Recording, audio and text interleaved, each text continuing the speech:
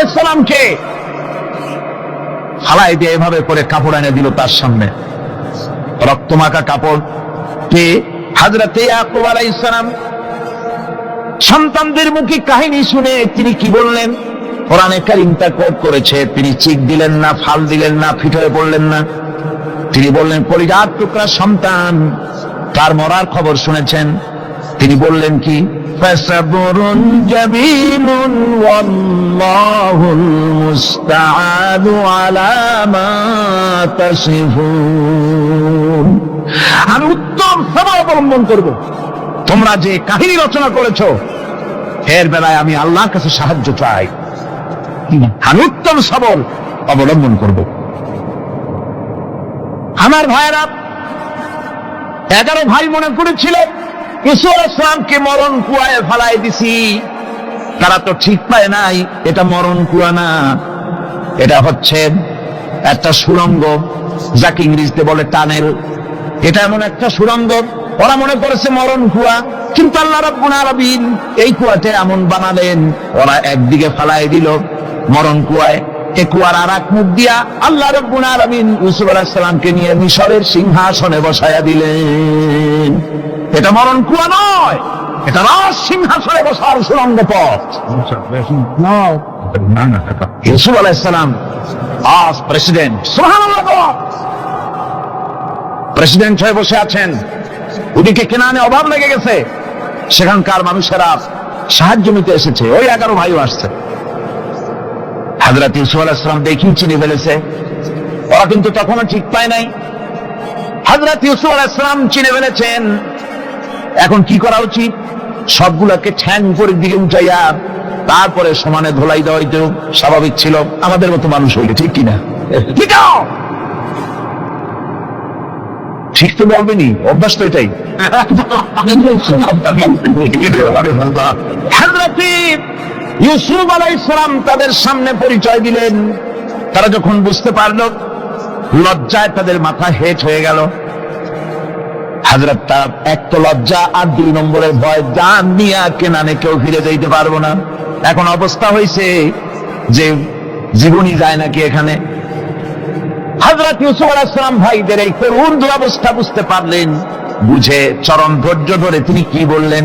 তিনি বললেন, লা তাসরিবা আলাইকুমুল ইয়াউম। ও ভাইরা, তোমাদের বিরুদ্ধে আমার কোনো ক্ষোভ নাই, দুঃখ নাই, বিদ্বেষ নাই, হিংসা নাই, আল্লাহর রাস্তায় মাফ করে দিলাম। আল্লাহু আকবার, সুবহানাল্লাহ। এর নাম পয়গম্বর। এর নাম কি?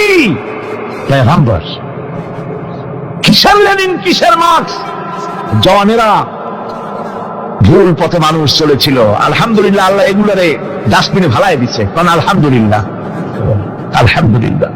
পয়গম্বর কারে বলে? কারে বলে পয়গম্বর? কি চরিত্র! রাসূল করিম সাল্লাল্লাহু আলাইহি ওয়াসাল্লাম তাকে একজন সাহাবী বলছিলেন, হুজুর বলছেন এই কামটা করলা না কেন? সাহাবী বললেন, হুজুর আপনি যদি চোখের ইশারায় বলতেন, মুখ দিয়ে না কইয়া, তাও তো আমি কামটা করে ফেলতাম, আমি তো বুঝি নাই। হুজুর বললেন, চোখের ঠারে ঠারে কাজ করা নবুয়তের শান নয়। আল ওয়াদু হুয়া সারাহা, নবীরা যা করেন তা ডাইরেক্ট, বক্রতা নাই, স্পষ্ট কথা। আমার ভাইরা, হযরত ইউসুফ আলাইহিস সালাম বিনিয়ামিনকে কাছে নিয়ে পরিচয় দিলেন তার ভাইদের সামনে।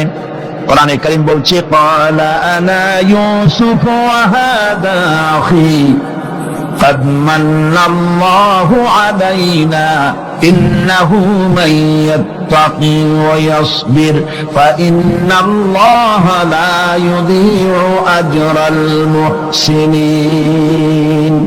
আমি ইউসুফ আর এই হচ্ছে আমার ভাই। আল্লাহ আমাদের উপরে ইহসান করেছেন। প্রকৃতপক্ষে যারা আল্লাহকে ভয় করে এবং সবর ইখতিয়ার করে, আল্লাহ এভাবে তাদেরকে তাদের আমলকে নিষ্ফল হতে দেন না। আমার এই জামাটা নিয়ে যাও। হযরত ইয়াকুব আলাইহিস সালাম কলিজার টুকরা সন্তান ইউসুফ আলাইহিস সালামের বিরহ যন্ত্রণায় ছেলেকে কতদিন দেখে না, কাঁদতে কাঁদতে চোখ দুটো অন্ধ হয়ে গেছে। মিশর থেকে কেনানের দিকে জামা রওনা হয়েছে। কোথায় মিশর, কোথায় কেনান? জামা যখন রওনা হয়ে গেছে, হযরত ইয়াকুব বলতেছেন, আমি যেন আমার ইউসুফের গন্ধ নাকে পেতেছি। জামাত চলে এলো, চোখের উপরে রাখলেন, আল্লাহ রাব্বুল আলামিন তাকে চক্ষুষ্মান বানাইয়া দিলেন। ভাইরা আমার, পয়গম্বরেরা সবর করে গোটা দুনিয়ার মানুষের সামনে দৃষ্টান্ত সেট করেছেন সবর কারে হয়। আমার ভাইরা, হযরত ইব্রাহিম আলাইহিস সালামের কথা আল্লাহ পাক কোরআনে কারিমে বলছেন সবর কারে কয়, দেখো শেখো সবর কারে কয়। আল্লাহ পাক বললেন, ইব্রাহিম তোমার বিবি আর তোমার নবজাতক এই সন্তানকে রেখে আসো মক্কা নগরীতে। তিনি চলে গেলেন, সেখানে ঘর নাই, বাড়ি নাই, কিচ্ছু নাই, চতুর্দিকে ধুধু বাদু আর মরুভূমি। হযরতে হাজরা বলছেন, ইব্রাহিম সামান্য পানি আর খাবার দিয়া আমার সন্তান শুদ্ধ এখানে রেখে যেতেছো, আমি কি অপরাধ করেছি? কোনো জবাব নাই। দুইবার তিনবার বলার পরে হাজরা বলছেন, ইব্রাহিম গো, তবে কি আমার আল্লাহর হুকুম মতো আমারে রেখে যাচ্ছ নাকি? হযরত ইব্রাহিম আকাশের দিকে আঙ্গুল উঁচু করলেন। কথা বলবেন, বাক শক্তি বেরোচ্ছে না। 80 বছর বয়সের সময় একটা বাচ্চা আল্লাহ তারে দিচ্ছেন, আর এমন বাচ্চা পয়গম্বরের ছেলে, কি সুন্দর চেহারা, মরুভূমির উপরে ফালাই দিয়ে রওনা হয়ে যাচ্ছেন, মুখ দিয়ে কথা সরছে না, আকাশের দিকে দেখালেন। হযরত হাজরা বুঝতে পারলেন। হযরত হাজরা বলেন, ইব্রাহিম কোন চিন্তা নাই, নিশ্চিন্ত মনে বাড়ি ফিরে যাও।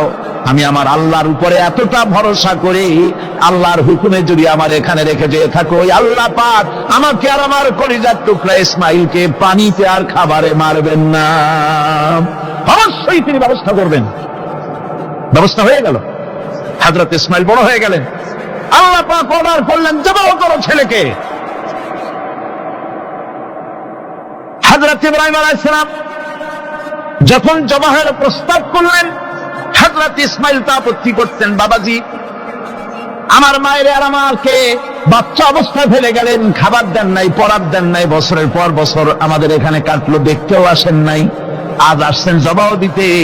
এটা কেমন কথা? কি ধরনের বাপ আপনি? এরকম বলছে নাকি? এরকম বলছে। হযরত ইব্রাহিম আলাইহিস সালাম প্রস্তাবটা কিভাবে পারলেন? আল্লাহ পাক কোরআনে কারিমে দৃষ্টান্ত রেখে দিয়েছেন। আল্লাহ পাক বলছেন, হযরত ইব্রাহিম ছেলেকে বললেন, ইয়া বুনাইয়া, ইয়া বুনাইয়া, হে আমার কলিজার টুকরা লাডলা, হে আমার কলিজার টুকরা সন্তান, ইন্নী আরা ফিল মানাম আন্নী আযবাহুক, আমি স্বপ্নে দেখছি আমি যেন তোমাকে জবাহ করতেছি। ফানজুর মাযা তারা, তোমার রায় কি বলো? আমি তো স্বপ্নে দেখছি যে আমি তোমার জবাহ করতেছি, এখন তোমার রায় কি, তোমার মত কি? হযরত ইসমাঈল আলাইহিস সালাম শুনিয়া দিলেন দৌড়, নাকি না? হযরত ইসমাঈল আলাইহিস সালাম ধৈর্যের প্রতীক, তিনি কি কথা বললেন? তার মুখের কথা কোরআন শরীফ আল্লাহ পাক উঠায় দিলেন। হযরত ইসমাঈল বললেন, ইয়া আবাতি ফাআল মা তু'মারু সাতাজিদুনি ইনশাআল্লাহু মিনাস সাবিরিন, হে আমার পিতা, আপনি যে ব্যাপারে আদিষ্ট হয়েছেন আপনি তা পালন করুন, অবশ্যই আমাকে ধৈর্যধারীদের মধ্যে পাওয়া যাবে। সুবহানাল্লাহ। এক বর্ণনা এসেছে, হযরত ইসমাঈল বললেন, আব্বাজান আমি ধৈর্যধারীদের ভিতরে আমারে পাবেন, তবে জবাহ করার আগে আমার হাত পাটা একটু বেঁধে নেন, কারণ জবাহের যন্ত্রণায় আপনার গায়ে যদি আমার হাত পা লেগে যায় তো বেয়াদবি হয়ে যেতে পারে। আর আমি বলে আমার জবাহ হয়ে যাওয়ার পর আমার রক্ত মাখা জামাটা নিয়া আমার মা হাজেরারে দিবেন, কারণ তাকে মা বলবার মতো আর তো কেউ নাই। আমার বন্ধুগণ, সবচাইতে বড় ধৈর্যের প্রতীক তিনি। কাউকে একটা গালি দেন নাই জীবনে, কাউকে ঠাট্টা করেন নাই, কাউকে মারেন নাই, কারো মনে দুঃখ দেন নাই। তিনি দুঃখ পেয়েছেন, তিনি কাউকে দুঃখ দেন নাই। তিনি কষ্ট পেয়েছেন, কাউকে কষ্ট দেন নাই। আমার ভাইয়েরা, তায়েফের ময়দান, আমার নিজের চোখে তায়েফে যেদিন আমি তায়েফ দেখলাম, আমি তায়েফে ঢুকেছি, জীবনে কোনোদিন যাই নাই, রমজান মোবারকে আমি সেখানে গেলাম। আমাকে বসার জন্য তারা নিয়ে যাবে। আমি বললাম আগে বসবো না, আমারে আগে নিয়ে যাও, আমার নবীকে কোন জায়গায় ওরা মেরেছিল সে জায়গাটা দেখাও। তাইফের সেই গলিতে যখন আমি গেছি, দুই দিকে পাহাড় দেওয়ানো, তাইফের লোক আমার সাথে ছিল, তারা বলল এই জায়গাটা প্রথম যেখানে চতুর্দিক থেকে নবীজিকে পাথর মারছিল আর আল্লাহ নবী বেহুশ হয়ে পড়ে গিয়েছিলেন। 3টা দিন না খাওয়া, হযরতে খাদিজা নাই, আবু তালিব নাই, মক্কায় জায়গা নাই পা রাখার। নবীজি 3টা দিন ঘুরলেন। নেতারা বলল তুমি যদি নবী হবে তো এতিম হলে কেন? আল্লাহ নবী বানাবার জন্য কি একটা ধনী মানুষ পায় না? তোমার মতো এতিম আর গরিবের নবী বানাইলো কেন? আল্লাহ নবী 3 দিন পর যখন দেখলেন কেউ দাওয়াত শোনে না, কেউ মানে না, কেউ গ্রহণ করে না, তখন তিনি নেতাদের অনুরোধ করলেন ঠিক আছে দাওয়াত তো কবুল করল না, তবে একটা কাজ করো, অন্তত আমি যে তায়েফে আসছিলাম এই খবরটা মক্কায় দিও না, ওরা আর অত্যাচার বাড়ায় দেবে। এই কাফিরগুলি খবর তো মক্কায় পাঠানো, আর সমস্ত যুবকদেরকে লেলিয়ে দিল। যুবকেরা চতুর্দিকে দাঁড়াইছে, রাসূলকে পাথর মারা শুরু করে দিল। আমি যখন রেল লাইনের থেকে হাঁটি, যখন রেল লাইন কোন সময় দেখি, রেলের পাথরগুলি, রেল লাইনের পাথরগুলি দেখলে আমার মাথায় যেন কেন তাইফের কথা মনে এসে যায়। আরে মানুষের গায়ে পাথর মারলে কি অবস্থার সৃষ্টি হয়? পাথর নূরের শরীর, রহমতের শরীর, কিটি কিটি রক্ত ঝরছে। নবীজিকে জোর করে উঠায়া জবরদস্তি করে হাঁটার জন্য তারা ধাক্কা মারতেছে। আবার কিছুদিন গিয়ে নবীজি আবার বেহুশ হয়ে পড়েছেন। এইখান থেকে আবার উঠাইছে, আবার ধাক্কা মারতেছে। 3 নম্বরের আরেকটা জায়গা আছে যেখানে ভাঙ্গা একটা মসজিদ। তাইফের লোকেরা আমাকে বলল এই জায়গাটা হলো শেষ জায়গা যেখানে রাসূল করিম 3য়বারের মতো বেহুশ হয়েছিলেন, এখানেই হুজুরের রক্ত ঝরেছে বেশি। 2 রাকাত নামাজ পড়লাম, সিজদায় পড়ে এমন কান্না কাঁদলাম আল্লাহর কাছে। নবীজি যখন হুঁশ এসেছে, হযরতে জিবরাইল বলেন ইয়া রাসূলুল্লাহ, আপনার এই কষ্ট দেখে ফেরেশতারা কাঁদতেছে, আপনি অনুমতি দিয়ে দেন এই 2 পাহাড়কে মিলাইয়া সমস্ত তায়েফবাসী কাফেরগুলি মাটির সাথে মিশাইয়া দেই। নবীজি বললেন জিবরাইল, আমি যদি হুকুম করি আর আমার হুকুম মতো যদি এই কাম করো, একটা কাফেরও যদি না বাঁচে তাহলে কার মুখে পৌঁছাবো লা ইলাহা ইল্লাল্লাহু মুহাম্মাদুর রাসূলুল্লাহ। আমার ভাইরা, হযরত সাল্লাল্লাহু আলাইহি ওয়াসাল্লাম উঠে বসলেন। এমন সময় হযরতে যায়েদ শরীরের রক্তগুলি মুছে দিতেছেন। হযরত সাল্লাল্লাহু আলাইহি ওয়াসাল্লাম বসে 2খানা হাত উত্তোলন করলেন। নবীজির চোখ থেকে পানি গড়ায় পড়তেছে। আরে কেউ নাই, আল্লাহ ছাড়া কেউ নাই সাহায্য করার। নবীজি হাত তুলে মোনাজাত করতেছেন, চোখ দিয়া পানি পড়ে দাড়ি ভিজে পড়তেছে, গায়ে দিয়া রক্ত ঝরতেছে। নবীজি কি দোয়াটা করলেন? বদদোয়া করলেন না, গজব দিতে বললেন না। নবীজি দোয়া করলেন রব্বুল আলামিন, এই তায়েফের লোকেরা আজকে আমার সাথে যে ব্যবহারটা করেছে, ওরা বোঝে নাই যে আমি তোমার নবী, ওরা বোঝে নাই যে আমি তোমার রাসূল, না বুঝে আমার উপরে যে অত্যাচারটা করলো, আল্লাহ তুমি এই জন্য রাগ করে এই তায়েফে তুমি গজব দিও না। আল্লাহ পাক পরবর্তী সময় হুজুরকে স্মরণ করাই দিলেন, ওয়া মা আরসালনাকা ইল্লা রাহমাতাল লিল আলামিন। ও নবী, আপনি হচ্ছেন আমার সমস্ত সৃষ্টি জগতের জন্য, আপনি আমার বাবা, আমার গোটা বিশ্বের জন্য আপনার, আমার সৃষ্টি জগতের জন্য আপনি আমার করুণা। একটা লোক রাসূলের এই কষ্ট দেখে বাগান থেকে 1 গ্লাস আঙ্গুরের শরবত এনে হাজির করেছে। এত কষ্টের পর 3 দিনের না খাওয়া আঙ্গুরের একটা শরবত পাইয়া হুজুর খুব খুশি হলেন। শরবত গ্লাস পান করে হুজুর বলছেন, তোমার নাম না আত্তাস? তিনি বলছেন, হ্যাঁ হুজুর আমার নাম আত্তাস। তোমার বাড়ি না ইউনূস আলাইহিস সালামের গ্রামে? বলে হ্যাঁ আমার বাড়ি সেই গ্রামে। তা আপনি কি করে জানলেন আমার নাম আত্তাস আর আমার বাড়ি ইউনূস আলাইহিস সালামের গ্রামে? আপনি জানলেন কি করে? হুজুর বললেন, আমি নবী, হযরত ইউনূস নবী, একজন নবীর খবর আর একজন নবীর কাছে থাকে। রাসূল করিম সাল্লাল্লাহু আলাইহি ওয়াসাল্লাম সবর ইখতিয়ার করেছিলেন, ধৈর্য অবলম্বন করেছিলেন, আর আল্লাহ পাক তাকে নির্দেশ করেছেন সবর করো। واتبع ما يوحى إليك واصبر حتى يحكم الله। তুমি কেবল সেই জিনিসের অনুসরণ করো যা আমি তোমার প্রতি অবতীর্ণ করেছি, আমি আপনার উপরে যেটা অবতীর্ণ করেছি ওটা অনুসরণ করুন, আর সবর ইখতিয়ার করুন যতক্ষণ না আল্লাহর পক্ষ থেকে চূড়ান্ত ফয়সালা না আসে। ধৈর্য ধরুন, ধৈর্য ধরুন। আমার ভাইরা, কাফেরদের নির্যাতনের মোকাবেলায় আল্লাহ পাক তার হাবিবকে সান্ত্বনা দিয়েছেন।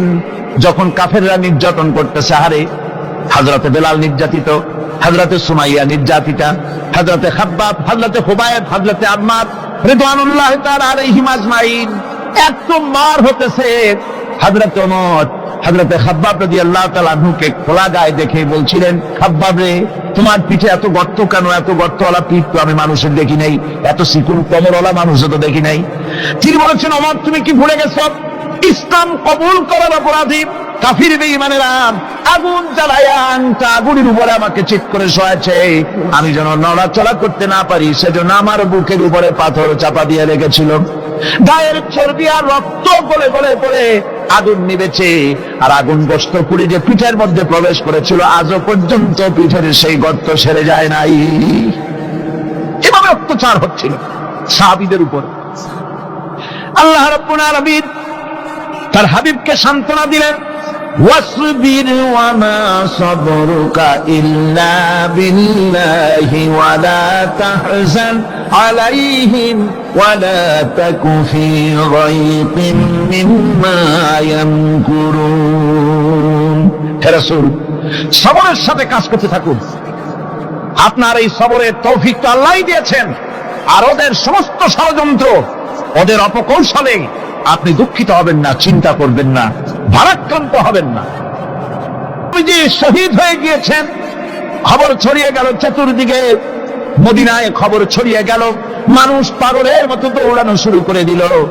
এক মেয়ে লোক দৌড়াচ্ছে ওহদের দিকে, কয়েকজন সাহাবীর সঙ্গে দেখা, তারা জিজ্ঞেস করলেন, দৌড়াও কেন? মহিলা, যাও কই? কয় ওহদের দিকে যেতেছি। কয় যায় তো কোনো লাভ নাই, যেহেতু তোমার যে স্বামী এসেছিলেন জিহাদের ময়দানে তিনি তো শহীদ হয়ে গেছেন। মহিলা বলতেছে, কে শহীদ হয়েছে শুনতে চাই না, আগে বলো নবীজি কেমন আছে। আবার কিছুক্ষণ পর আর কয়েকজনের সঙ্গে দেখা, তারা বলছে, মেয়ে লোক দৌড়াও কই? যাচ্ছি ওহদের দিকে। তারা বলছেন যে কোনো লাভ নাই, তোমার যে দুইটা কলিজার টুকরা সন্তান ওহদে এসেছিল দুটি শহীদ হয়ে গেছে। মা বলতেছে, ও সাহাবী, কে শহীদ হয়েছে শুনতে চাই না, তাড়াতাড়ি করে বলো আল্লাহর নবী মুহাম্মদুর রাসূলুল্লাহ সাল্লাল্লাহু আলাইহি ওয়াসাল্লাম কেমন আছেন। দৌড়াতে দৌড়াতে ওহদের মাঠে সাহাবায়ে কেরাম পরিবেষ্টিত, আল্লাহর নবীর কাছে গিয়ে হুজুরের জীবিত চেহারা মোবারকের দিকে তাকায়া মেয়ে লোকটি কাঁদতেছে আর বলতেছে, ইয়া রাসূলুল্লাহ, আমার স্বামী মরা শোক, আমার কলিজার টুকরা দুইটা সন্তান মরা শোক আমার কলিজা থেকে মিশে গেছে, আপনি বেঁচে আছেন তামাম মুসলমানদের এর চাইতে বড় সান্ত্বনার নাই। ভাইরা আমার, রাসূল করিম সাল্লাল্লাহু আলাইহি ওয়াসাল্লাম এভাবে করে ধৈর্যের পরিচয় দিয়েছেন। গালাগালি দেন নাই, রাগ করেন নাই, বদদোয়া করেন নাই। সুবহানাল্লাহ কোন, সুবহানাল্লাহ। ভাইরা আমার, এই সবর এমন মহান বৈশিষ্ট্য এর মধ্যে রয়েছে, জিহাদের ময়দানে যদি লোক কম হয় আর যদি তাদের মধ্যে সবর থাকে, বেশি সংখ্যক লোকের উপরে আল্লাহ পাক সবরকারীদেরকে বিজয়ী করে দিবেন।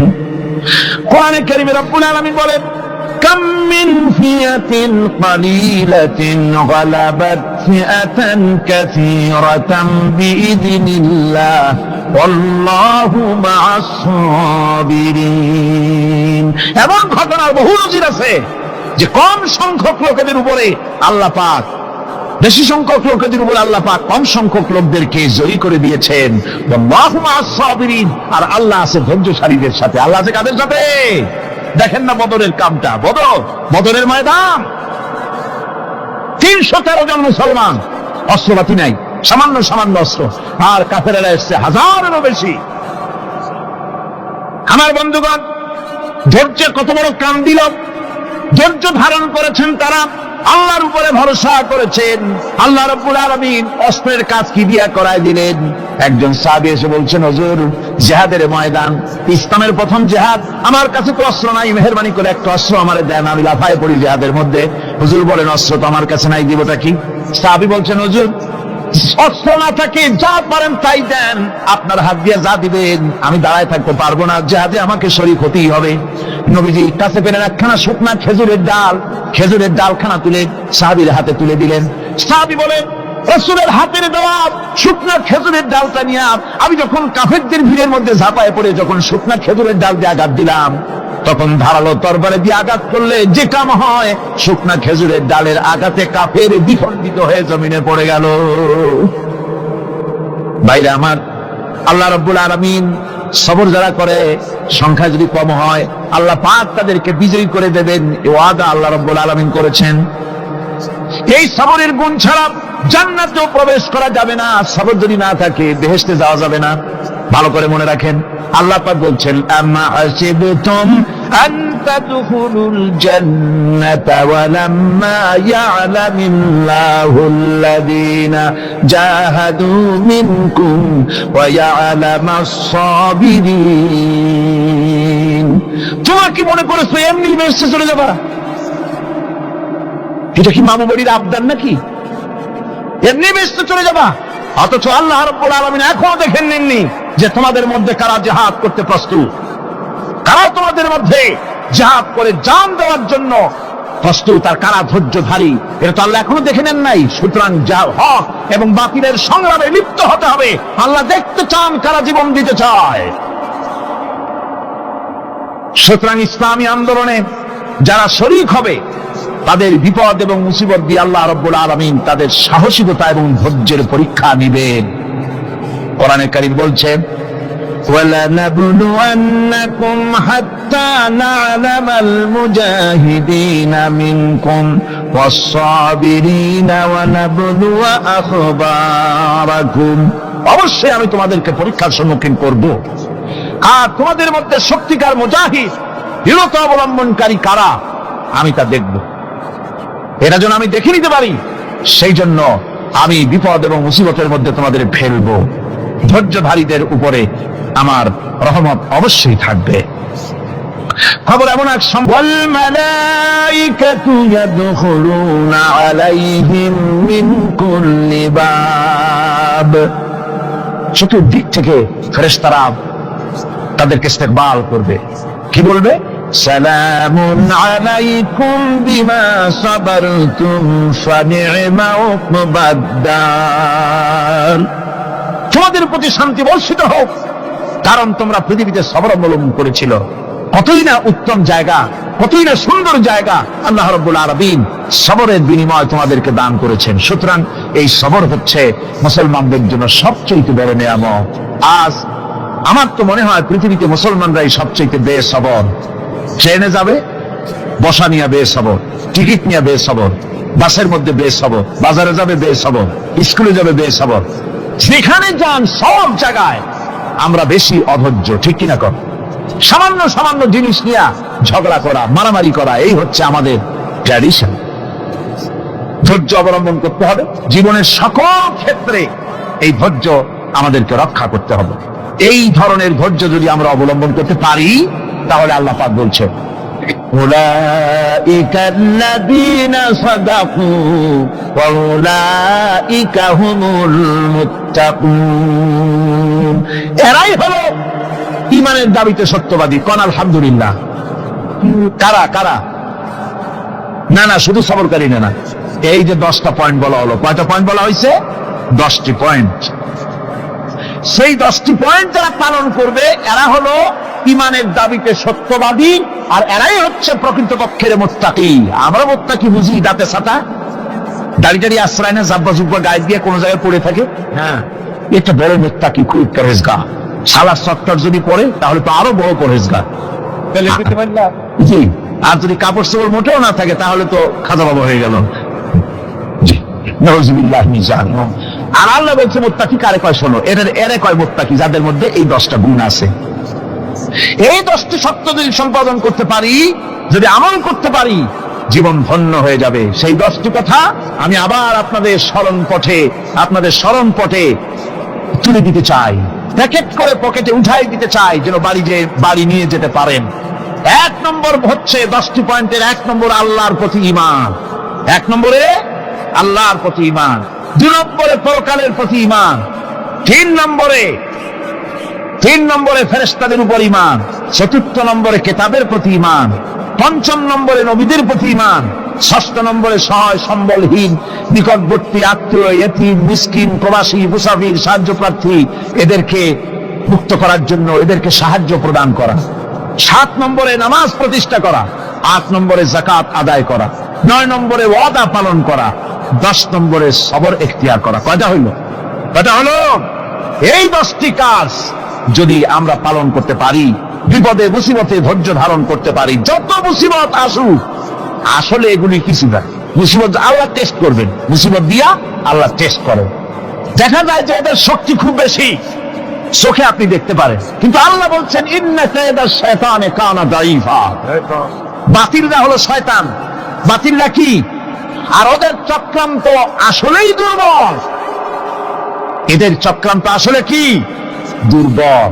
কাজেই এগুলিকে ভয় করা যাবে না। বিপদে মুসিবতে ধৈর্য ধারণ করে যদি অগ্রসর হওয়া যায়, তো আল্লাহ রাব্বুল আলামিন এই 10টি পয়েন্ট যদি আমল করা যায়, দুনিয়াও শান্তি পাবো, আখিরাতেও শান্তি পাবো। যত মুসিবত আসুক, বিপদ আসুক, ধৈর্যের সাথে মোকাবেলা করতে হবে। ধৈর্যের অর্থ কি? আমি আগেই বলেছি, ধৈর্যের অর্থ হচ্ছে অবিচলতা, দৃঢ়তা, বরদাস্ত করা, সহিষ্ণুতা, ধীরতা, স্থিরতা। ধৈর্যের অর্থ এটা নয় একজন একটা থাপ্পড় মারলো আর আপনি বলবেন যে বাবা ব্যথা পাইছো নাকি, তাহলে আর একখান থাপ্পড় দিয়ে দাঁত আমার সবগুলো ভাড়ায় দেয়। এর নাম ধৈর্য নয়। ধৈর্য হচ্ছে পরিস্থিতির মোকাবেলা করতে হবে সাহসিকতার সাথে, এর নাম হচ্ছে ধৈর্য। ওই যে আমি একটা দৃষ্টান্ত দিয়ে থাকি, এক সাপ একবার মুরিদ হয়েছিল এক পীর সাহেবের কাছে। পীর বলছিলেন যে না, আমি তো এইসব সাপটা মুরিদ বানাই না। না হুজুর, আমারে বানান। তারপরে মুরিদ বানায় কিছু অভিজ্ঞতারে শিখাই দিল, আর বললো খবরদার কাউকে দংশন করবে না। ঠিক আছে, সে দেয়া জিজ্ঞাসা শুরু করে দিয়েছে। এর মধ্যে জমিনে রাখাল আসছে, ধান কাটছে, ধানগুলো নিবি কি করে, দড়ি দাড়ি পাচ্ছে না। তো কি করা যায়, বাঁধবে কি দিয়া? সন্ধ্যার পরে অন্ধকারে দেখে যে দড়ি একটা পড়ে আছে।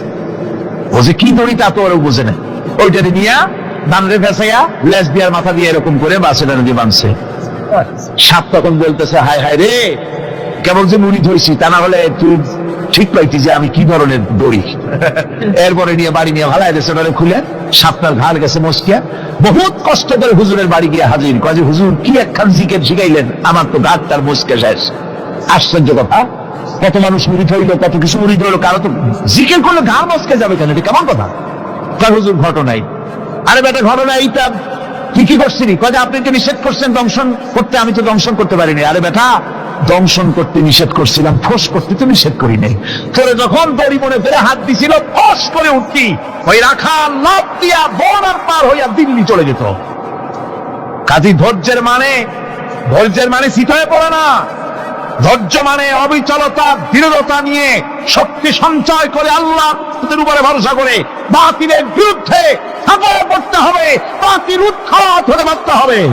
অনাটনে, বিপদে মুসিবতে আর হক আর বাতিলের সংঘর্ষ চলাকালীন ধৈর্য ধারণ করা, এটা হলো সবচেয়ে একটা বড় কোয়ালিটি। কোরআনে কারিমে সবর শব্দটি সবচেয়ে বেশি ব্যবহার করা হয়েছে। সর্বাধিক ব্যবহৃত শব্দ কোনটি? সবর। সবর আরবি একটি মৌলিক শব্দ, এমন একটি মৌলিক শব্দ যার তাৎপর্য অন্য কোন ভাষা দিয়া খবরটা বললে যেমন বোঝানো যায়, অন্য কোন ভাষা দিয়া এটার অর্থ করে এটার হক আদায় করা সম্ভব না। আর এই সবর কোরআনে কারিমে বিভিন্ন জায়গায় বিভিন্ন অর্থে ব্যবহার হয়েছে। যেমন সবর শব্দের অর্থ হচ্ছে অবিচলতা, বাংলায় যা বোঝানো যায়।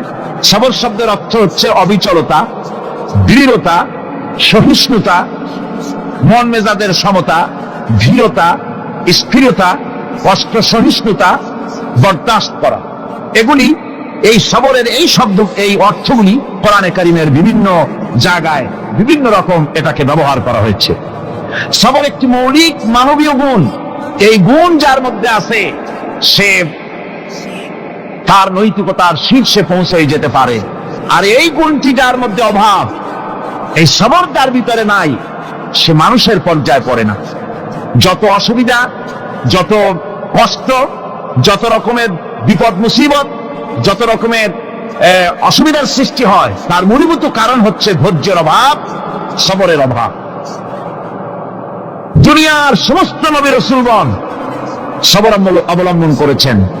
তারা ছিলেন সবরের মূর্ত প্রতীক। সবর কাকে বলে দুনিয়াবাসীকে তারা তা দেখিয়ে দিয়েছে। নিজ নিজ কওমের কাছ থেকে যখন কওমের কাছে নবীরা দাওয়াত দিয়েছেন, ইসলামের দ্বীনের দাওয়াত দিয়েছেন, তখনই সমাজপতিরা, রাষ্ট্রশক্তি তাদের উপরে, নবীদের উপরে ভেঙে পড়েছে, অত্যাচার করেছে। আল্লাহর পয়গম্বরেরা এই সমস্ত অত্যাচারের মোকাবেলায় চরম ধৈর্যের পরিচয় দিয়েছে। কোরআনে কারিমে উল্লেখ করা হয়েছে, অত্যাচারের মোকাবেলায় আম্বিয়ায়ে কেরাম যা বলেছেন সেটা হলো এই: ওয়ামা লানা আল্লা নাতাওয়াক্কালা আলাল্লাহি ওয়া ক্বাদ হাদানা সুবুলানা। আল্লাহ পাক বলেন, পয়গম্বরেরা বলেছেন আমরা আল্লাহর উপরে ভরসা করব না, তো কার উপরে ভরসা করব? তিনি তো আমাদেরকে সঠিক পথ দেখিয়েছেন, সঠিক রাস্তা আমাদের দেখিয়েছেন, সুতরাং তার উপরেই তো আমরা ভরসা করব।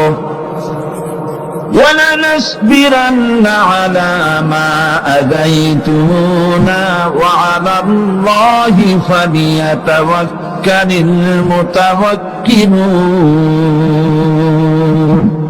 তোমরা আমাদের যে সব কষ্ট দাও, পীড়ন দাও, সেজন্য আমরা ধৈর্য অবলম্বন করব। তোমরা আমাদেরকে কষ্ট দিচ্ছ, আমরা ধৈর্য অবলম্বন করব, আর ভরসা করব কেবলমাত্র তার উপরে যে আল্লাহ রাব্বুল আলামিন আমাদেরকে নবী করে পাঠিয়েছেন। সেই ভরসা করতে হলে সেই আল্লাহর উপরেই তো ভরসা করা উচিত। আমরা সেই আল্লাহর উপরে ভরসা করে আছি। তোমাদের যত খুশি আমাদের বিরুদ্ধে ষড়যন্ত্র করা, আমাদেরকে অত্যাচার করে। কোরআনে কারিমে হযরত হুদ আলাইহিস সালামের ঘটনা আল্লাহ রাব্বুল আলামিন এভাবে এনেছেন, তামাম এলাকার মানুষ তার বিরুদ্ধে ক্ষিপ্ত হয়ে গিয়েছে।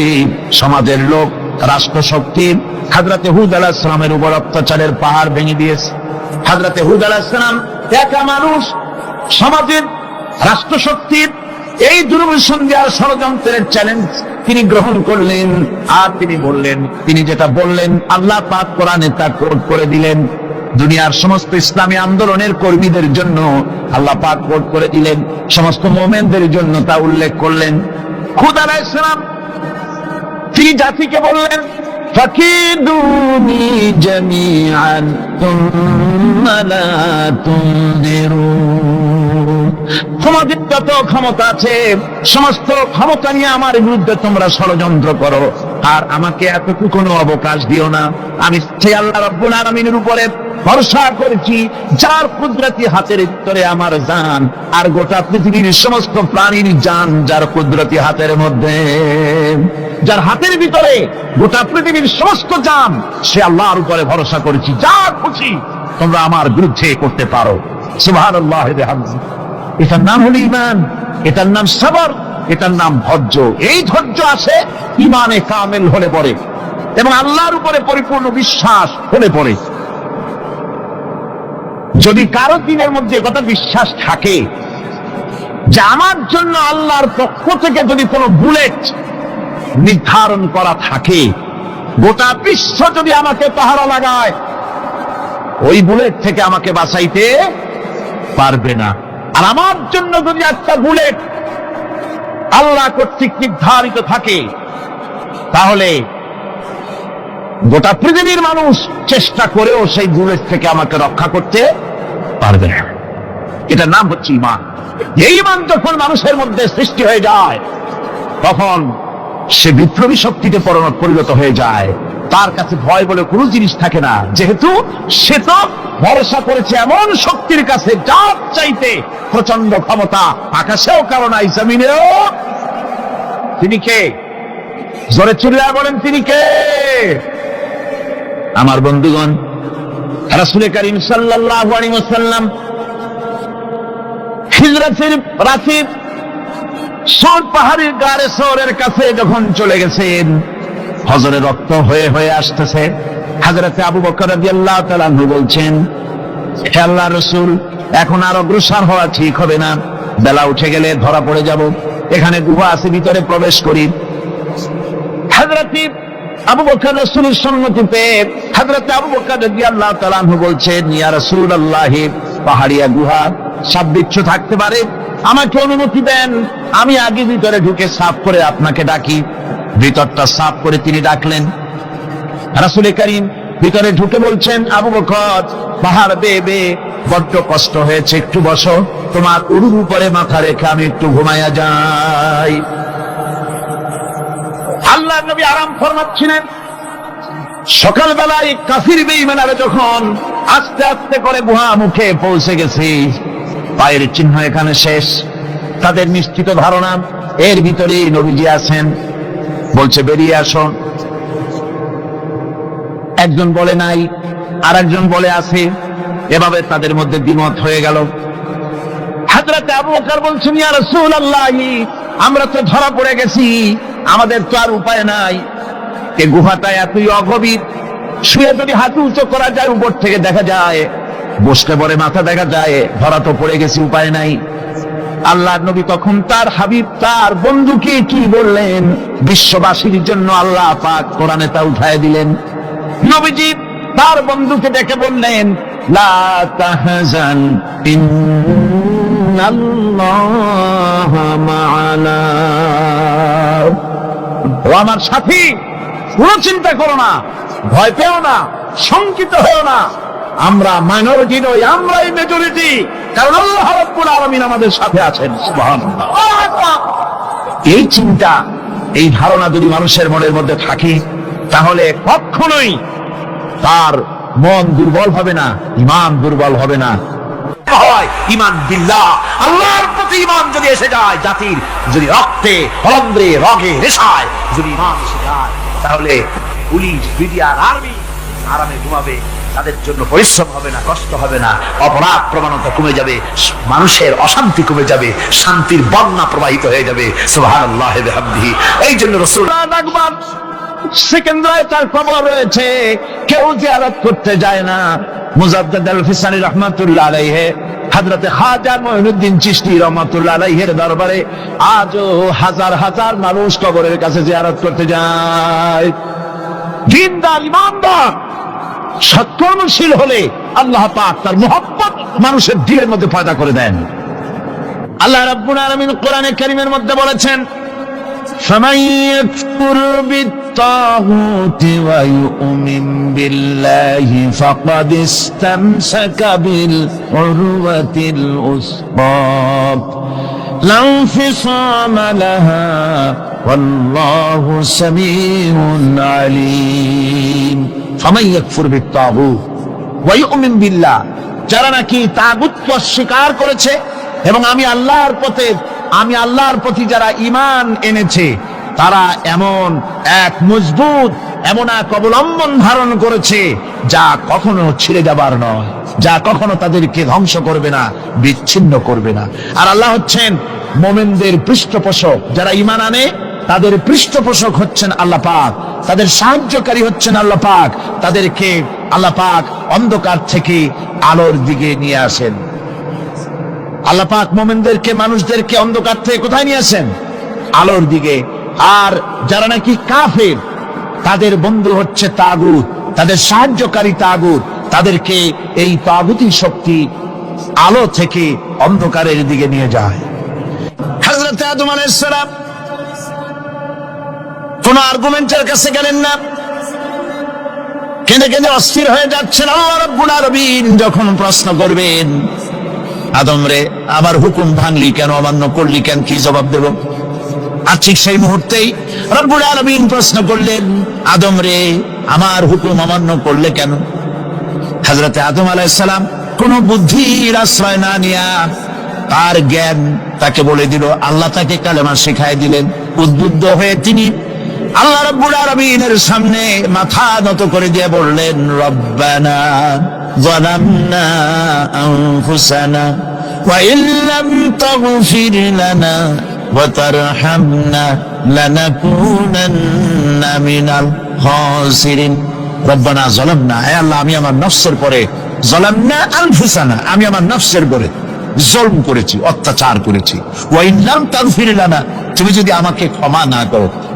জ্ঞান কত দেখেন, শুধু ক্ষমা চান নাই, বলেছেন তুমি যদি আমাকে ক্ষমা না করো, ওয়া তারহামনা, আর যদি দয়া না করো, লানাকুনান্না মিনাল খাসিরিন, আমি ক্ষতিগ্রস্ত হয়ে যাব। কতটা জ্ঞানের অধিকারী তিনি। তিনি এটা বললেন না যে শুধু মাফ করে দাও, শুধু মাফ করলে হবে না, মাফও করা লাগবে, আর আগে যেমন দয়া করতে স্নেহ করতে সেটাও করা লাগবে। সুবহানাল্লাহ। আল্লাহ পাক রাজি হয়ে গেলেন, রাজি হন নাই? আল্লাহ রাব্বুল আলামিন হযরত আদম আলাইহিস সালামকে শুধু ক্ষমা করলেন না, ক্ষমাও করলেন, আর নবীর মর্যাদা দিয়ে আল্লাহ রাব্বুল আলামিন দুনিয়া পাঠাইয়া দিলেন। সুতরাং বুদ্ধি দিয়ে কাফেররা বুদ্ধির আশ্রয় গ্রহণ করে সর্বনাশ করেছে, যে পরকাল হইতে পারে না, মরে যাবো আবার উঠবো, আবার এই শরীর কেমনে তৈরি হবে, এইটা তাদের বুদ্ধিতে কুলায় নাই। কিন্তু বুদ্ধি দিয়া চিন্তা করলে বোঝা যাইতো যে হ্যাঁ পরকাল একটা হইতে পারে। আর একটা কথা বলি, সেটা হলো এই, বহুত মানুষ আছে পরকাল বিশ্বাস করে না, আছে না? এমন আছে। এখন আমরা বিশ্বাস করি পরকাল, আমরা কারা কারা বিশ্বাস করি হাত উঁচু করে দেখান তো। আলহামদুলিল্লাহ বলি, বলেন আলহামদুলিল্লাহ। এখন যারা বিশ্বাস করে না তাদেরকে জানাতে চাই, আমরা যারা পরকালে বিশ্বাস করি, তাহলে পরকাল যদি না হয়, কিয়ামত যদি না হয়, বিচার আচার যদি কিছু না হয়, আমরাও বেঁচে গেলাম, আপনারাও বেঁচে গেলেন। কিন্তু সত্য সত্যই যদি পরকাল একটা হয়, বিচার যদি হয়, আমরা বেঁচে যাবো, ফেসে যাবা তোমরা। প্রিয় ভাই সব, আল্লাহ রাব্বুল আলামিন সুন্দর করে বুঝাচ্ছেন, দেখো পরকাল কেন হবে, এটা বুদ্ধি দিয়ে চিন্তা করো, জ্ঞান দিয়ে চিন্তা করো। সারা বছর ব্যবসা করার পর হিসাব নিকাশের একটা দিন আসে, আসে না? বলেন আসে কিনা? হিসাব নিকাশের একটা দিন আসে সারা বছর ব্যবসা করার পর, সারা বছর লেখাপড়া করার পর, তারপরে কি বলে পরীক্ষা দেওয়ার একটা দিন আসে, আসে না? তো সারা জীবন আপনি এখানে কাজ বাজ করবেন, এখানে আপনি ভালো করলেন মন্দ করলেন, এর কোনো জবাব হবে না, বিচার হবে না। এটা পাগলে চিন্তা করতে পারে, আর পাগলেরা চিন্তা করে বলেই তারা বলে, পাগলেরই এটা কথা, মাটির পুতুল যেমনে নাচায় তেমনি নাচি, পুতুলের কি দোষ। মরিয়া দেখেন, এই গান যারা বিশ্বাস করে, মরিয়া দেখেন অবস্থাটা কি হয়। ফেরেশতারা আইসা ধোপায় যেমন কাপড় আশ্রয়, ওই রকম ঠ্যাং ধরিয়া কবরের মধ্যে আশ্রাবে, আর বলবে যেমনে আশ্রয় তেমনি আশ্রয়, ফেরেশতার কি দোষ। কাজে এই পৃথিবী শেষ কথা নয়, মৃত্যু অবধারিত, মরা লাগবে না। এবার দেখেন আল্লাহ কি বলেন, আল্লাযী খালাকাল মাউতা ওয়াল হায়াতা লিয়াবলুয়াকুম আইয়ুকুম আহসানু আমালা। আল্লাহ পাক বলছেন, আমি মৃত্যু আর জীবন সৃষ্টি করেছি। কেন করেছি? লক্ষ্য করুন, লিয়াবলুয়াকুম, যাতে করে আমি তোমাদেরকে পরীক্ষা করে নিতে পারি। কি ব্যাপারে? আইয়ুকুম আহসানু আমালা, আমলের দিক থেকে, নেক কাজের মধ্য থেকে, ভালো কাজ এবং খারাপ কাজের মধ্য থেকে, আইয়ুকুম আহসানু দিক থেকে তোমাদের মধ্যে কে উত্তম, কে ভালো মানুষ, এইটার পরীক্ষা নেওয়ার জন্য আমি মৃত্যু আর জন্মের সৃষ্টি করেছি। প্রিয় ভাই সব, খুব লক্ষ্য করুন, জন্ম আর মৃত্যু। জন্ম হলে মৃত্যু হবেই না, হবে না। এই যে একটা ডিউরেশন, একটি সময়, এই সময়টা হলো পরীক্ষার সময়। আমরা যারা পড়াশোনা করেছি, আপনারা পড়াশোনা করেছেন নিশ্চয়ই, কলেজে অথবা হাই স্কুল অথবা মাদ্রাসায় প্রতি বছর একটা করে পরীক্ষা আসে, আসে না পরীক্ষা? এই পরীক্ষার ডিউরেশন কত সময়? 3 ঘন্টা। কয় ঘন্টা বলে? 3 ঘন্টা। এই 3 ঘন্টা পরীক্ষা দিতে গিয়ে আপনারা কি কোন ছাত্রকে দেখেছেন যে প্রশ্নপত্র সামনে নিয়ে গল্প করতেছে, প্রশ্নপত্র সামনে নিয়ে তাস খেলে, জুয়া খেলে, আরেকদিকে তাকায় থাকে? প্রতিটি মুহূর্ত সে কাজে লাগাচ্ছে, প্রতি মুহূর্ত কাজে লাগাচ্ছে। 3 ঘন্টা পুরা হওয়ার 2 ঘন্টার মধ্যে পরীক্ষা তার শেষ হয়ে গেছে, কিন্তু সে চলে যাচ্ছে না, বাকি আরো 1 ঘন্টা আধা ঘন্টা রিভাইজ করতেছে। সে যা যা পরীক্ষা দিয়েছিল প্রশ্ন অনুযায়ী জবাবগুলি ঠিক হয়েছে কিনা সে মিলাই দেখে। কারণ কি? কারণ হলো এই পরীক্ষা যদি ফেল করি, বাপ মায়ের কষ্ট করা পয়সাগুলি বিফলে চলে যাবে, আমি চাকরি পাবো না, আমার জীবনটা 1 বছরের জন্য নষ্ট হয়ে যাবে। এই জন্য সে এত খাটাখাটনি করে পরীক্ষায় ভালো ফল করার জন্য সে পরীক্ষা দেয়, এবং পরীক্ষার রেজাল্ট এই পৃথিবীতেই হয়। ঠিক কিনা বলেন? খাতা দেখতে যতদিন লাগে তারপরে পরীক্ষা হয়। খুব লক্ষ্য করুন, আমাদেরও একটা পরীক্ষা চলতেছে এই পৃথিবীতে সকলে। ওটা শিক্ষাঙ্গনের পরীক্ষা, এটা জীবনের পরীক্ষা। এই যে ওর পরীক্ষার ডিউরেশন, সময়কাল 3 ঘন্টা, আর আমাদের পরীক্ষার, সমস্ত মানুষের পরীক্ষার সময়কাল হলো জন্ম থেকে শুরু করে মৃত্যু পর্যন্ত। এর মধ্যে বালেগ হওয়া পর্যন্ত সময়টা কনসিডারেবল, ক্ষমার যোগ্য। 15 বছর 12 বছর বালেগ হইতে যে কয় বছর লাগছে, এইটা যা করছেন যা বলছেন সব মাফ। কিন্তু বালেগ হওয়ার পরের থেকে নিয়ে মৃত্যু পর্যন্ত যা যা করবেন সমস্ত কাজের হিসাব আল্লাহর কাছে দিতে হবে। একটা প্রশ্ন করি আপনাদের কাছে, রাগ করবেন না তো? বলবেন যে কথা বলতে তো আপনি আসছেন, আমাদের দিয়ে খাটান কেন, এরকম চিন্তা করবেন না তো? প্রশ্নটা হচ্ছে, বলেন তো দেখি, পৃথিবীর মধ্যে সবচাইতে মূল্যবান জিনিস, দামি জিনিস কোনটা? ইখতিলাফ হয়ে গিয়েছে, ইখতিলাফ হয়েছে। কেউ বলেছে যৌবন, কেউ বলেছে কোরআন, কেউ বলেছে ইসলাম। আর যারা বেশি বুদ্ধি রাখে তারা খামোশ, তারা কথা বলে নাই। কোনটা কইয়া কোন জ্বালা চুপ করে থাকাই ভালো। সব থেকে মূল্যবান জিনিসের নাম সময়। সব থেকে মূল্যবান জিনিসের নাম কি?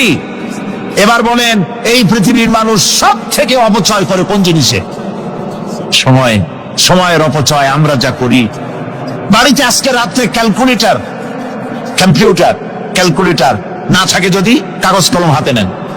জীবনের 15 বছর বাদ দেন, এখন আপনার বয়স এখন যা, এই বয়সে প্রতিদিন ওই যৌবন প্রাপ্তির পর থেকে নিয়ে এই পর্যন্ত প্রতিদিন টেলিভিশনের সামনে নাটক দেখার জন্য, সিনেমা দেখার জন্য, ন্যাশনাল জিওগ্রাফি দেখার জন্য, ডিসকভারি দেখার জন্য, স্পোর্টস দেখার জন্য প্রতিদিন কয় ঘন্টা টিভির সামনে আপনি বসেন।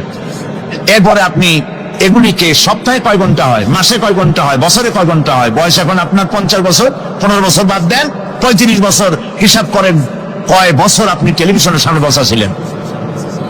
আমার কথা কি মাথায় ঢুকছে? কয় বছর টেলিভিশন আর সিনেমা হলে বসা ছিলেন?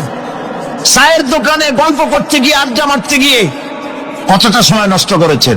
রবীন্দ্রনাথ, যতীন্দ্রনাথ, জবিনাথ, তারপরে শরৎচন্দ্র, এই সমস্ত এই নাম মনে আসলো। কবি, সাহিত্যিক, ঔপন্যাসিক, নাট্যকার, তাদের বইপত্র, গল্পের বই, ভূতের গল্প, এই সমস্ত গল্পের বই পড়িয়া জীবনে কতটা সময় নষ্ট করেছেন। সবগুলি এক জায়গায় করেন, সবগুলি এক জায়গায় করেন, এরপরে আপনার চোখ সারা বড় হয়ে যাবে। দেখতে পাবেন আপনার জীবনের উল্লেখযোগ্য 35 বছরের কম করে হলেও 20 বা 25 বছর অপচয় হয়ে গেছে, নষ্ট হয়ে গেছে। ইন্না লিল্লাহি ওয়া ইন্না ইলাইহি রাজিউন। জীবনের সবথেকে মূল্যবান সময়গুলি নষ্ট করে ফেলেছি আমরা। আল্লাহ পাক বলেছেন, পরীক্ষা নেওয়ার জন্যই এই পৃথিবীতে দিয়েছিলাম। এখন ওই পরীক্ষার, ছাত্রের পরীক্ষার সময় 3 ঘন্টা, রেজাল্ট আউট হবে এখন। আর আপনার আমার পরীক্ষা মৃত্যুতে, জন্ম থেকে শুরু মৃত্যু পর্যন্ত, কিন্তু রেজাল্ট এখানে আউট হবে না। রেজাল্ট আউট হবে কোথায়? কিয়ামতের দিন। কোথায় হবে? হতেই হবে কিয়ামতের দিন। সেদিন এই পৃথিবীতে যারা ভালো কাজ করবে, ভালো কাজের জন্য আল্লাহ পুরস্কার দিবে, আর মন্দ কাজ যারা করবে তাদের জন্য তিরস্কার তারা পাবেই। এই জন্য বিচার, কিয়ামত হওয়া, বিচার হওয়া, এটা বিবেকের দাবি, এটা জ্ঞানের দাবি। যারা বুদ্ধিজীবী দাবি করে, কপাল পোড়া, এরা এটা বোঝে না, এদের মাথার মধ্যে এটা ঢোকে না। ঠিক কিনা বলুন? প্রিয় ভাই সব, কিয়ামত হবে, এবং কিয়ামতে আল্লাহর দরবারে আমাদের সকলকে উঠতে হবে, এতে কোনো সন্দেহের অবকাশ নাই। এবার দেখেন, আল্লাহ পাক এবার যুক্তি দিয়ে বুঝাচ্ছেন। সুবহানাল্লাহ বলেন। তোমরা যারা বলো যে মরে যাব, বসে যাব, মাটির সাথে মিশে যাব, আবার জিন্দা হব কেমনে? আল্লাহ বলে, কেমনে জিন্দা হবা বুঝাই। সুবহানাল্লাহ বলেন। আল্লাহ রাব্বুল আলামিন বলেন, আল্লাহুল্লাযী আরসালার রিয়াহা ফাতুসিরু সাহাবা فسقناه إلى بلد ميت فأحيينا به الأرض بعد موتها كذلك النشور আল্লাহ পাক বলেন, লক্ষ্য করে দেখো, সমুদ্রের লবণাক্ত পানিগুলি বাষ্পীয় আকারে মেঘমালায় পরিণত করে দেই, আর বাতাসকে হুকুম করি মেঘটাকে টেনে নিয়ে যাও অমুক জায়গায়। আল্লাহ যেখানে বৃষ্টি দিতে চান বাতাস মেঘকে ছেড়ে নিয়ে সেখানে নিয়ে আসে, বৃষ্টির পানিগুলি পড়ল। আল্লাহ পাক বলেন, আকাশের সেই বৃষ্টির পানি দিয়া মরা জমিনকে আমি জিন্দা করে দিলাম। ফাআহিয়ানা বিহিল আরদা বাদা মাউতিহা, এই মৃত্যু জমিনকে আমি জিন্দা করলাম, সেখানে তুমি বীজ বপন করলে, সেই বীজগুলি বীজের মাথা ফাটাইয়া চারাগুলি কে বাইর করে দিল? মাটির আস্তরণ, মাটির আস্তরণের মধ্যে কদুর বিচি, লাউর বিচি, আপনারা কদু কর না লাউ বলেন, যেটাই হোক বুঝলেই হইল, কদু অথবা লাউ একই কথা, অথবা যে কোনো শাক সবজি উদ্ভিদ এর চারা, এর বীজ মাটিতে দেওয়া হলো, মাটিটা ফেটে চারা যে পাতা দুটো বেরিয়ে আসলো, এই পাতা কি শক্ত না নরম? তাহলে মাটিটা ফাটাইয়া পাতা দুটো বাইর করে দিল কে? সুবহানাল্লাহ বলে। রব্বুল আলামিন দৃষ্টান্ত দিয়ে বোঝাচ্ছেন, আলাম ইয়াকুন নুতফাতাম মিন মানিয়্যিন ইউমনা সুম্মা কানা আলাকাতান ফাখালাকা ফাসাওয়া ফাজআলা মিনহু যাওজাইনি আয-যাকারা ওয়াল উনসা। আল্লাহ পাক বলেন, মানুষকে নিকৃষ্টতম মাতৃগর্ভে নিক্ষিপ্ত এক ফোঁটা পানি ছিল না, আমি তার থেকে আকার আকৃতি দিয়ে সুগঠিত করে মানুষের আকার দান করেছি, আর মায়ের পেটের ভিতরে আমি নারী আর পুরুষ বানাইছি, কন্যা সন্তান এবং পুত্র সন্তান বানাইছি। সুবহানাল্লাহ। এখন মানুষের কাছে আমরাও পারি, এই যে ক্লোনিং সিস্টেম একটা শুরু হয়েছে, শুনছেন আপনারা? কথা না কইলে বুঝি কি ক্লোনিং পদ্ধতি? এটি ক্লোনিং পদ্ধতি বিজ্ঞানীরা যারাই কাজটা করতেছে তারা বিশ্ব সভ্যতাকে বিনষ্ট করার একটি মারাত্মক কাজে তারা হাত দিয়েছে। ক্লোনিং পদ্ধতিতে যে যা কিছু তৈরি হয়, এর আগে ভেড়ার বাচ্চা হয়েছে, ছাগলের বাচ্চা বানাইছে, সেগুলি তার মায়ের মতোই হয়েছে অথবা পিতার মতো হয়েছে। পিতার ডিএনএ নিয়ে একটা পুরুষ জাতীয় জন্তুর ডিএনএ অথবা স্ত্রী জাতীয় একটি জন্তুর ডিএনএ নিয়ে তারপরে বিশেষ প্রক্রিয়ার মাধ্যমে সন্তান, এই বাচ্চা উৎপাদনের ব্যবস্থা তারা শুরু করেছে পশু দিয়ে। এরপরে মানুষ এভাবে করা যায় কিনা সেই চিন্তা তারা করেছে। ইতিমধ্যে নাকি দুটো বাচ্চা হয়েছে, এটা সত্য না মিথ্যা এখনো যাচাই করা যায় নাই, কিন্তু পশুর থেকে যেগুলো হয়েছে সবগুলি রোগ নিয়ে আসছে পৃথিবীতে, গেল এক নম্বর কথা। দুই নম্বরে ডিএনএ এর মাধ্যমে যে মানব শিশু পয়দা হয় তার সবগুলি তার মায়ের অনুকরণে হয়, একেবারে অবিকল মায়ের চেহারা নিয়ে আসতেছে, অবিকল পিতার চেহারা নিয়ে আসতেছে। চিন্তা করুন, এই মেয়ে যখন বয়সপ্রাপ্তা হবে তখন তার পিতা কি করে বুঝবে তার বউ কোনটা আর মেয়ে কোনটা? উচিত হবে পৃথিবীর সমস্ত নেতৃবৃন্দ, বিশ্ব নেতৃবৃন্দের ঐক্যবদ্ধ হয়ে এই দুঃসাহসিক কাজকে বাধা দিয়ে বন্ধ করে দেওয়া উচিত। আল্লাহর সৃষ্টির সাথে পাল্লা দিতে গেলে ধ্বংস ছাড়া পথ থাকবে না। লক্ষ্য করেছেন, আপনি সাক্ষী দিলে আজ এক সাক্ষী দেবেন, কালকে বলবেন যে ওই সাক্ষী আমি দেইনি। আজকে সই করেছেন, কালকে বলবেন ওই সই আমি করি নাই।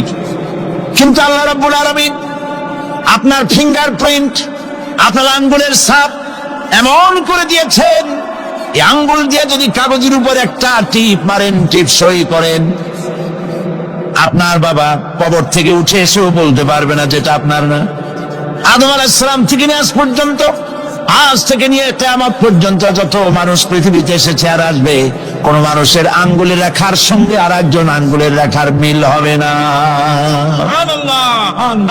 এ হচ্ছে আমার আল্লাহর সৃষ্টি। সুবহানাল্লাহ। সুতরাং তিনি বলছেন, আমি মাতৃগর্ভের ভিতরে সন্তান তৈরি করি, সেই সন্তানকে কোনটা কন্যা সন্তান, কোনটা পুত্র সন্তান আমি বানাই। এই কাজটা যিনি পারেন, এবার দেখেন সামনে কি বলতেছেন আল্লাহ, এই কাজটি যিনি করতেছেন, আলাইসা যালিকা বিকাদিরিন আলা আন ইউহইয়াল মাউতা, এত বড় কাজ যিনি সম্পাদন করেছেন, এক ফোঁটা নাপাক পানি, এক ফোঁটা নিকৃষ্ট গান্দা পানি যা শরীর থেকে নির্গত হলে পরে গোসল ফরজ হয়ে যায়, এমন এক ফোঁটা পানি দিয়ে তোমার জন্মের উৎপত্তি করেছি, আকার দিলাম, হাত দিলাম, পাও দিলাম, চোখ দিলাম, সুন্দর করে বানালাম, তারপরে পৃথিবীতে পাঠালাম। এরপরে তুমি কি করে মনে করতে পারো যে সেই আল্লাহ তোমার মৃত্যুর পরে আবার চিন্তা করতে পারবে না? আলাইসা দালি, আল্লাহ পাক কি তোমাকে মৃত্যুর পরে আলাইসা দালিকা বিকাদিরিন, আল্লাহ পাকের পক্ষে এটা কি সম্ভব নয় যে তোমার মৃত্যুর পরে আল্লাহ আবার চিন্তা করবেন? বলেন অবশ্যই পারবেন, বলেন অবশ্যই পারবেন।